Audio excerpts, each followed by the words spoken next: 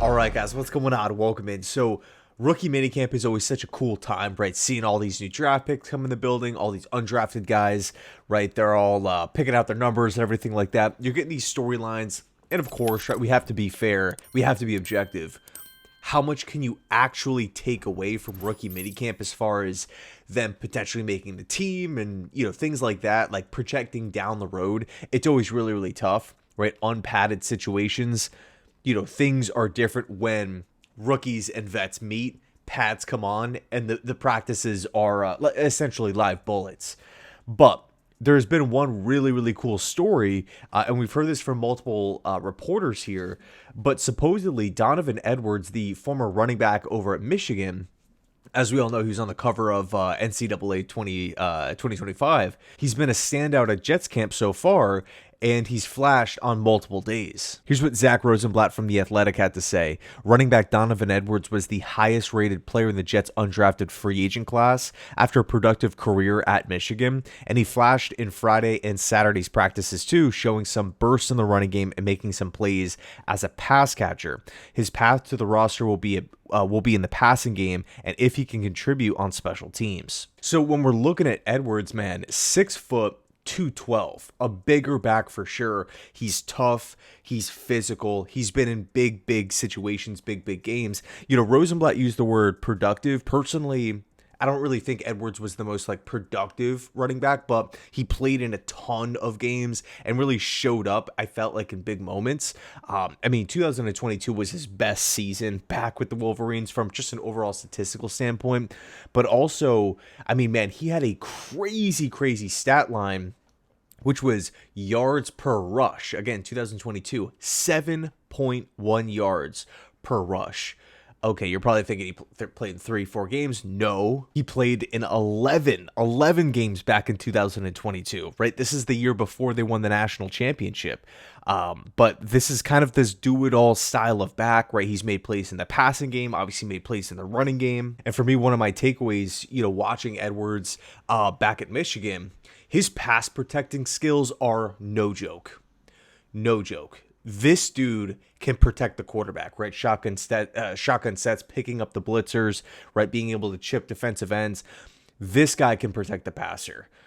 So all of a sudden, if we're looking at a guy in Don Edwards here, a power back who's obviously can do things in the running game, but can also catch passes, also protect the quarterback as a blocker. He's standing out at camp on multiple days. It wasn't just a one-hit wonder, one-day thing.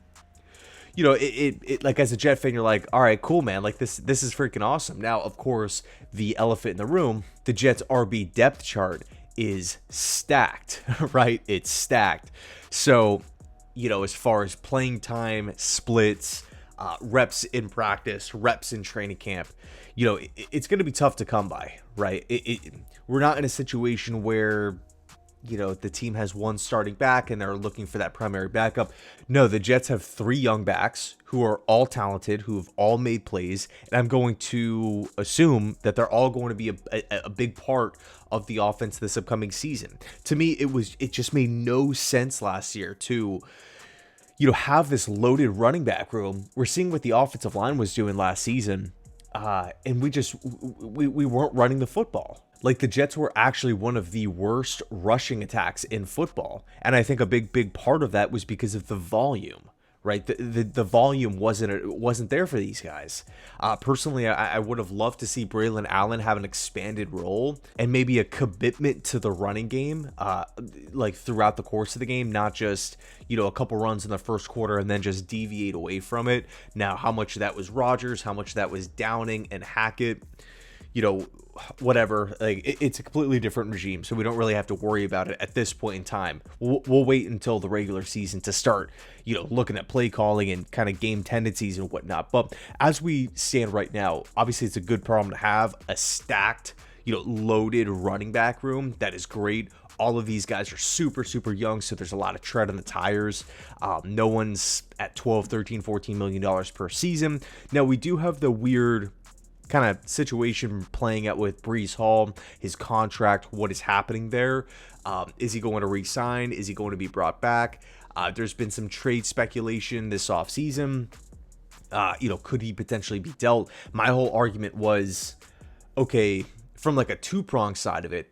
Number one, from the Jets side, going into the season, I want to see Breece Hall here. If we have a coaching staff, keep in mind, a better offensive line, but a coaching staff that is more committed to the running game, committed to establishing the run, running a system that benefits off of the running game, having success.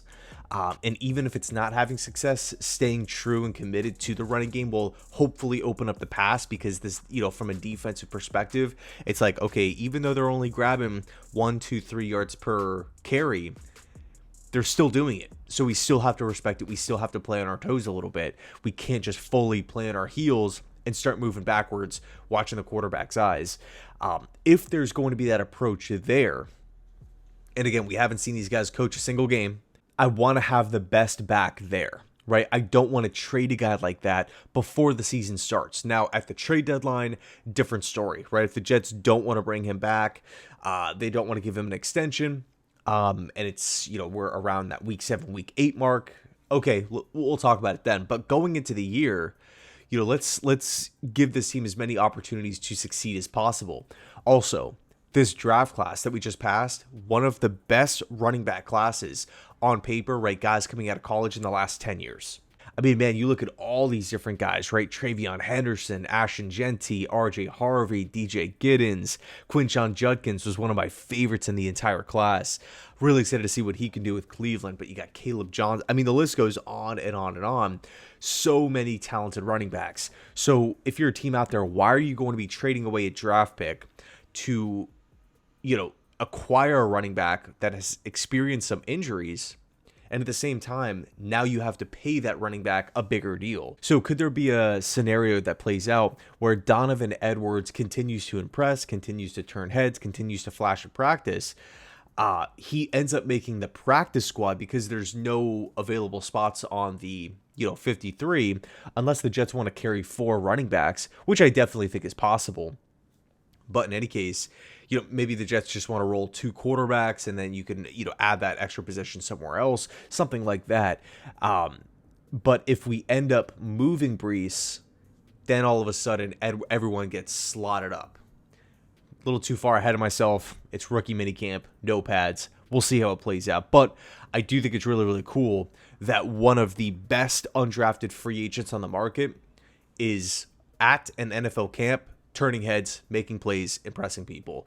I don't really think that's a coincidence here. I mean, for me, if having too many good players at a specific position is a problem, I will take that problem every single day of the week, and I will figure it out. So anyway, let me know your thoughts down below in the comment section. Thanks so much for watching. I appreciate it. And as always, go Jets.